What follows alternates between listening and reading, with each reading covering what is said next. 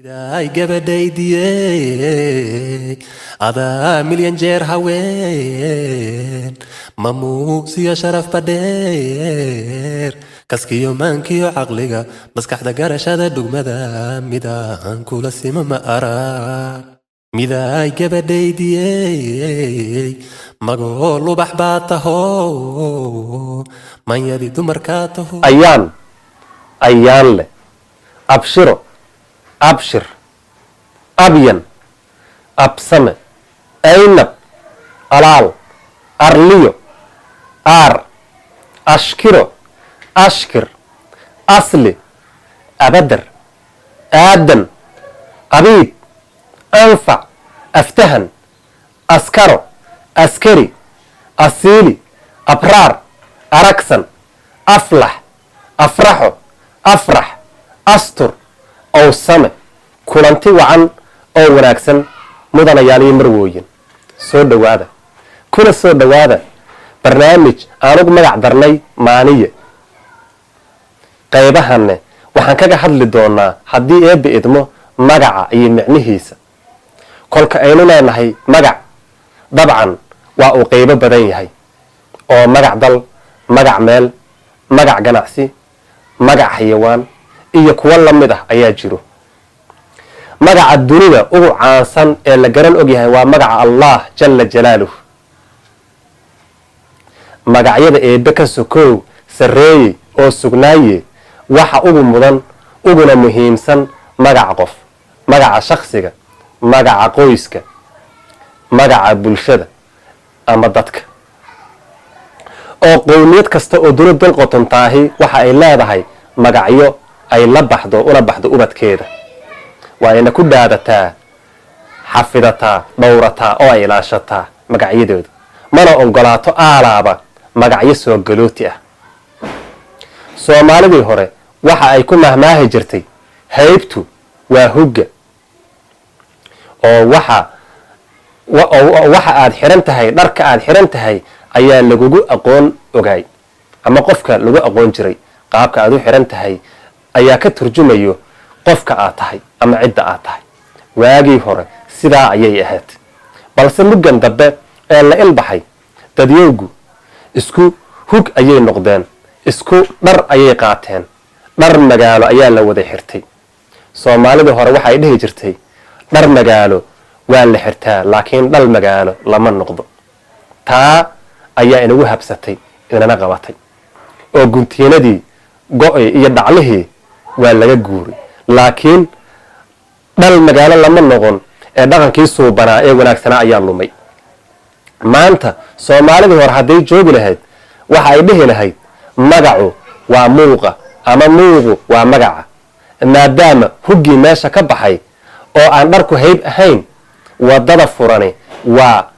magaca aad wadato ama laguu bixiyo ayaa lagugu gartaa ama lagugu aqoonsadaa waayo soomaalidii hore iyagu magaca dhib kuma qabi jirin oo magacyo soomaali ah ayay lahaayeen aalaaba way iska ilaalin jireen magacyada ajnabiga taa beddelkeeda waxay inoo curiyeen magacyo qurux badan oo soomaali ah oo ilaa iyo iminka aanu ku naalloonayno balse waxaad moodaa inaan ku abadhacayno si kastaba ha noqotee roonaan lahaydaa in aan dib isku qabanno caano daatay dabada ayaa la qabtaay barnaamijkan oo aan ku dhiirinayno inaan carruurteenna u yeelno magac soomaaligii asalka ahaa ee weliba islaamka ahaa qaybtan waxaan ku soo qaadan doonaa magacyada xarafka a ee gabdho iyo wiilalba intii aanu ka garanno ama aan ka gaarno sidoo kale qaar ka mid ah ayaan micnayn doonaa qaarna waan ku dul ordi doonaa hadba sidii waqtigu inoo saamaxo wixii aragti ah waad inala wadaagi doontaa sidoo kale magacyada isla xarafkan a ayaad inoo soo qori doontaan iyo kuwa xigi doono ee xarafka ba magac iyo micnaba si aad inooga caawiso barnaamijka xigo hiilka ugu wanaagsan ee ubadkaaga ama carruurtaada aad siin kartaay waa adiga oo magac soomaali ah oo qurux badan kaga farxiyo sidaa darteed ha u daymo la'aan in aad mid ka mida magacyadan wanaagsan u doorto caruurtaada. aan ku sii turko magacyada ku soo arooray xarafka a ee gabdho iyo wiilalba waa ay badan yihiin. waxaase ka mid ah magaca anfac waa gabar waxtar leh, wax ku ool ah, waxgal leh, dadkeeda iyo dalkeedaba anfacdo. waxaa lagu ducaystaa ama lagu ducaysan jiray tii dalkeeda, dadkeeda iyo diinteeda anfacdo allaha kaa dhigo. abshiro waxaa loo bixiyaa gabadha lagu bishaaraystay, lagu abshireystay ee bilkheyrka ah ama abshirta ah. abshir asna waa wiil lagu bishaaraystay, laguna abshireystay, ama curad ha ahaado ama ubad soo raagay ha ahaado, ama ubad kastaba waa lagu farxaaye. magaca abshir waa magac qurux badan isla markaana caan ah oo af Soomaali ah. amran waa gabar karaamaysan, alman cudoon oo bilkhayr ah. alaal waa wiilkan cabsoon, dhiiran, galgalka badan ee wax soo saarka leh. magacan wiilkii loo bixiyo reerkiisu ma qadi doono, baahina ma arki doono haddii eebbe idmo, waayo magaciisa ayaa alaal ah. ardo gabar wax baratay, aqoon yeelatay ayaa ardo la dhihi jiray. waana saadaal wanaagsan in aad gabadhaada ugu alkunto magacaa hibada leh. abraar waa wiil go-aan leh, howlaha adduun ee soo wajahana si diiran isaga difaaci karo, ma jiiro ama sanaba xaajooyinka xallin karayo. maxaa wacay magaciisa ayaa abraar ah. ashkiro waa gabadha midabka muuqeedu indhaha u roon yahay ee midab fardooleyda ah, midabka dhiinka ah ee quruxda badan eebba ku manaystay. garan maayo magac ka wanaagsan magaca ashkiro inaad u bixiso gabadhaada, waayo waxa ay noqon doontaa mid magaceeda iyo muuqeedaba ku meel marto insha allah. aynab waa gabadha halyeyda ah, isla markaana gaarida ah ee reerkeeda hooyo iyo aabbaba u noqon karto. absame waa wiilka firkiisa iyo faraciisuba san yahay ee ka dhashay reerka gobannimada, garashada iyo garaadnimada leh. sidaa darteed wiilkii aad u bixiso absame isirkiisa dambe ayaad dhowrtay. waxa uu la noqon doonaa ama uu soo saarin doonaa duul absal. asiili waa gabadha sharafta leh ee asalkii ah ee aan ahayn ekaysiis. waa Soomaali dhalad ah, magac iyo muuqba ee haddaba dhakab ku sii gabadhaada koobaad magaca asiili haddii eebbe idmo.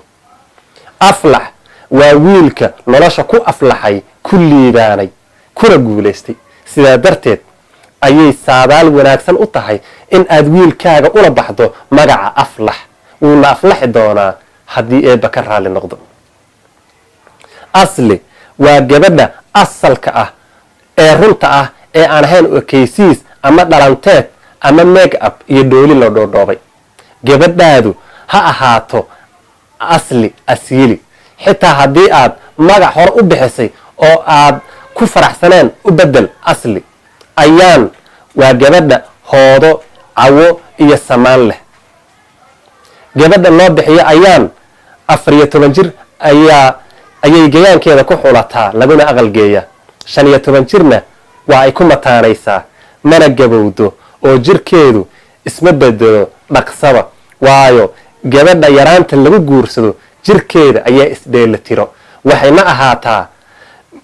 ahaataa marwo sharaf leh, maxaa yeelay magaceeda ayaa ah ayaan. aftahan waa wiilka codkarka ah, xaaje yaqaanka ah, arrimaha reerka isaga ayaa loo daba fadhiistaa loogana dambeeya. asal waa gabadha sinjigeeda iyo asalkeedu Soomaali yahay ee la garan og yahay. haddaba ha ka qadin magaca asal gabadhaada. aadan waa gabadha toosan, gurigeeda iyo reerkeeda wax walba toosisa, gaarida ah ee gayaan laga xusho. astur waa gabadha ceebka saleenka ah, sirta qariso, anshaxa leh, asturan ee aan marnaba isqaawin. magaceeda iyo muuqeedu isyeeshaan maxaa yeelay iyagaa isdhowrayo. aragsan waa gabadha araggeedu san yahay, lagu farxo, muuqsan, indhaha qarciso, ilqabad kale, isla markaana qof howlkar ah oo markii la arkaba araggeedu ku deeqo. aar waa wiilka geesiga ah ee aan baqin ee libaaxa ah. wiilka aar loo bixiyo nolosha asaga ayaa u libaax ah, mana noqdo dhabcaal ama dhulyaal meelxunjoog ah. abyan waa gabadha dhammaystiran dhan kasto, akhlaaqda, quruxda, edabta, dabciga iyo anshaxa.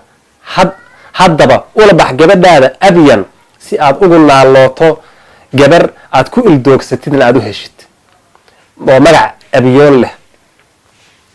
ma soo koobi karo micnaha iyo magacyada xarafka a ee intaa ayaan kaga baxayaa qaybtii koowaad ee barnaamijkii maaniye, maskax koriye, garaadiye ama gardaadiye. waa inoo kulanti kale oo xiise leh haddii eebbe idmo.